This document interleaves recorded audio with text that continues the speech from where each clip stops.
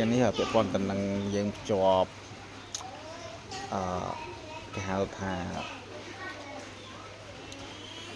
Explorer របស់ CVC បាទយើងអាចចូលទៅនឹងបាន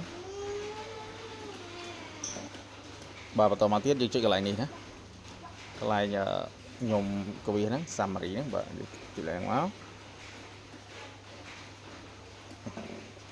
បាទបន្តមកទៀតយើងចុចខាងលើនេះ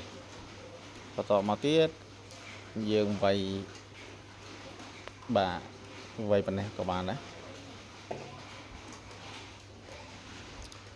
យើងវាយ scan.tintinchain.com តមកទៀតយើងបញ្ជូន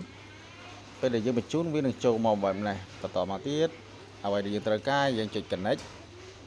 បាទបន្តមកទៀតយើងចុច install MetaMask បាទបន្តមកទៀតយើងចុច connect មួយសារទៀតបន្តមកទៀតយើងចុច confirm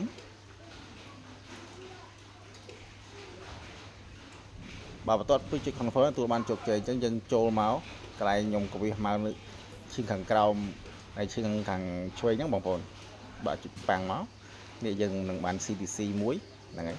តមកទៀតបើសិនយើងចង់ deposit ចូលអត់មានអីបាក់ទេវីដេអូហ្នឹងចាំខ្ញុំប្រាប់តាមក្រោយទៀតណារបៀប deposit អូខេអរគុណច្រើនបាទ